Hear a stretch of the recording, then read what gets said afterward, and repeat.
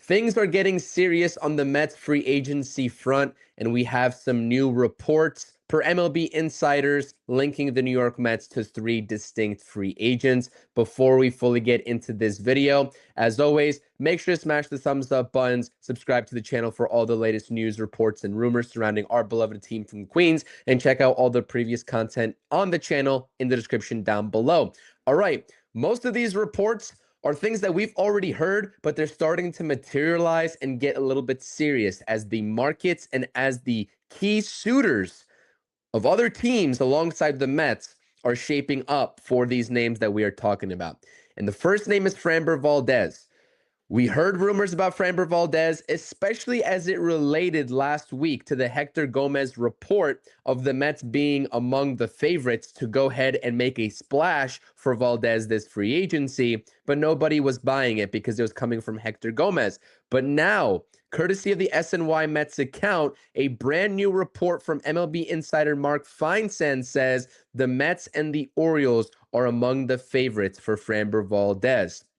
Baltimore GM Mike Elias was in Houston's front office during Valdez's first 4 seasons in that organization, while Mets Pobo David Stearns was the Astros assistant GM when Framber Valdez was signed. And there is no doubt in my mind, because since the Hector Gomez report, we've gone silent on Framber Valdez from what I have seen. And so that's how the Mets typically operate. They do not like to release many of these reports to the public, and they try to keep it internal for as long as they can before something materializes. And this is exactly the situation that I see playing out with Framber Valdez, because at this point, I thought it was a long shot, and it definitely still is a long shot if Valdez is still asking for a long-term deal. I do not think the New York Mets, and I will stay true to this until the Jeff Passan tweet comes out and says the Mets are signing Framber Valdez to a 5 or 6 year deal. I think that they have an offer for Valdez on the table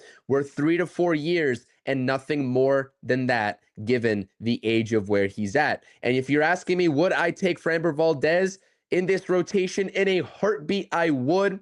He has been part of a winning organization for quite some time now. He's got a lot of experience, and he's a lefty pitcher. I like what Framber Valdez has to offer. I wanted him via trade last offseason, but the Astros decided to keep and hold on to him.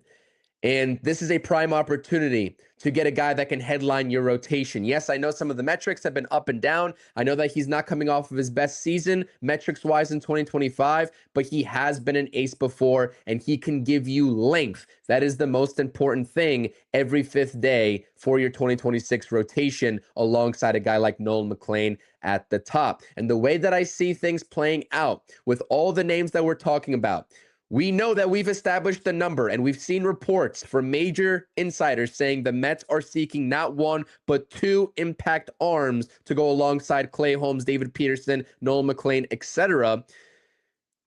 I think that they're going to go the free agent route for one of them.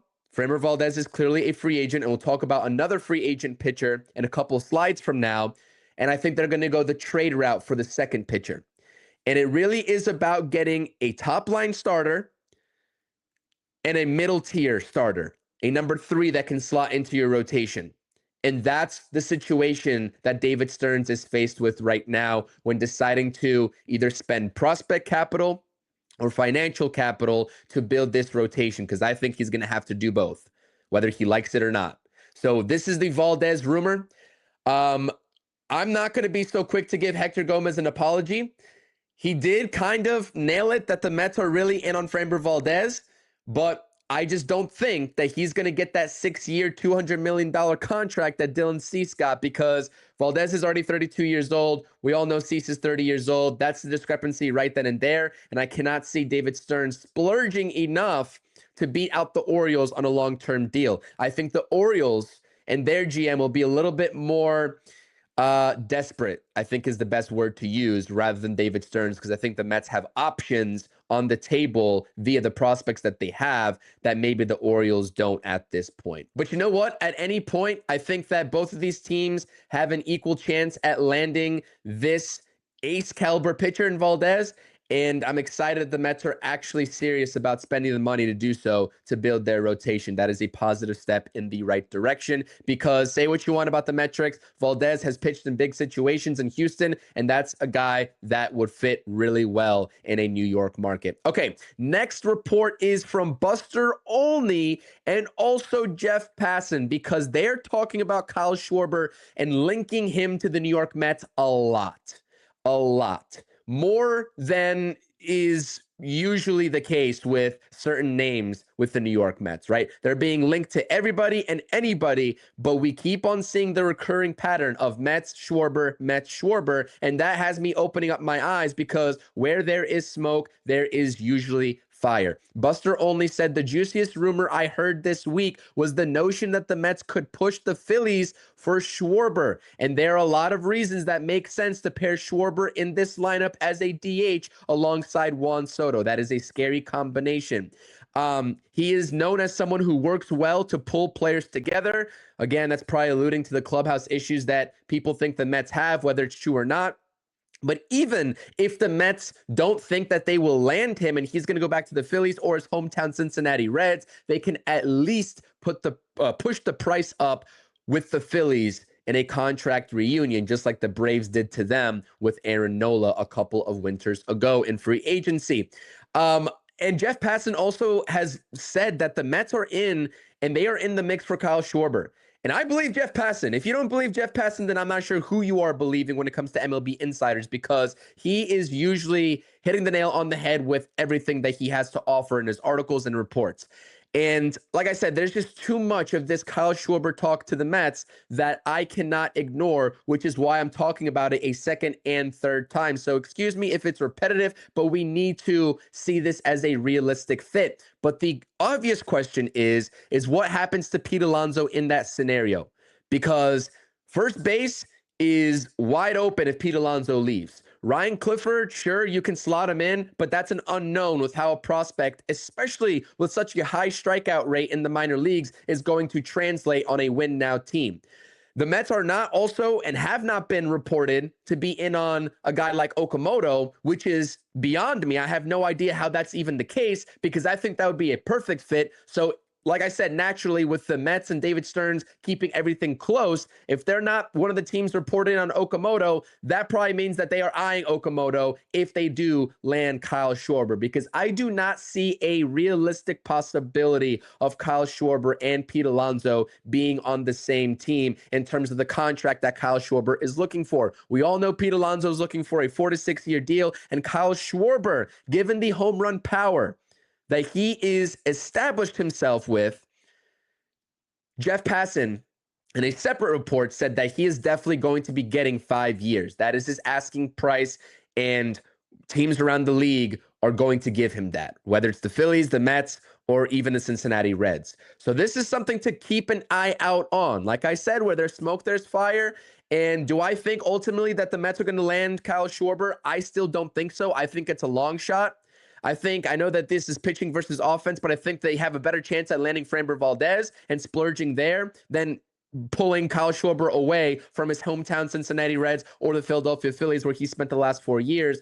But I'm just happy that David Stearns, again, like with the pitching, understands that there's a real need for power in this lineup if you're not bringing back Pete Alonso, and the DH situation finally needs to be resolved because the New York Mets have not had a true solidified option at DH since it was introduced in the National League.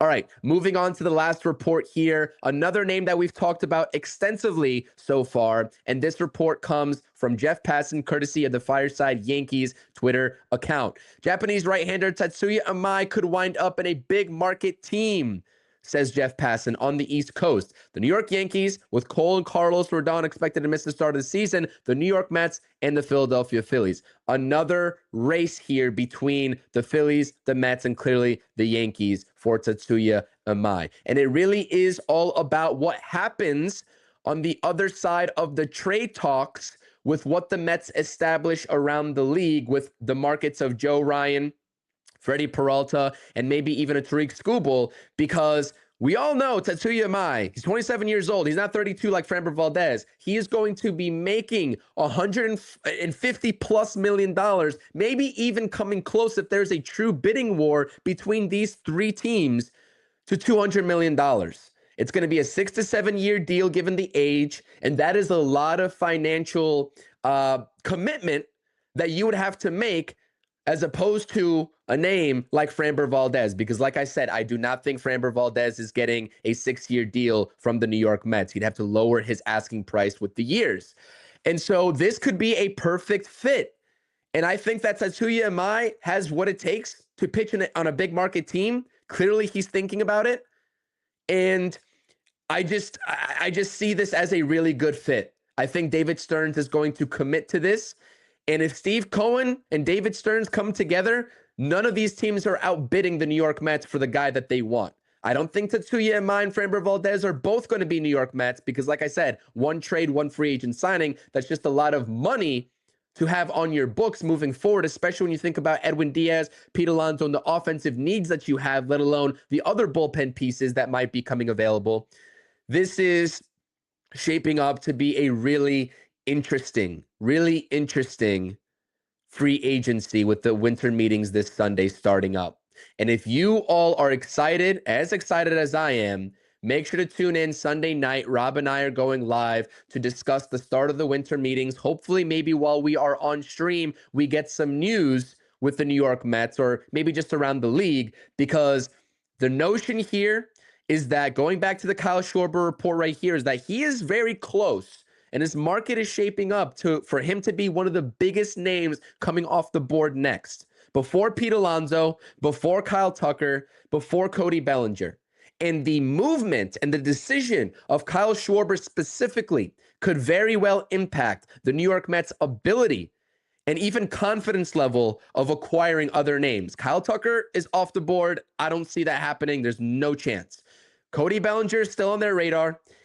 And so is Pete Alonso. We know that for sure. I'm sure there's one other name that we're not talking about right now that the Mets are going to go out there and splurge on naturally with the way they operate. We've talked about Luis Robert in the trade market, but Kyle Schwarber right now is the hottest commodity on the market with the winter meeting starting up. So keep checking in on the videos, on the reports. If you don't follow me over on X at True Mets Talk CP, I'm usually talking about all of this before I make these videos.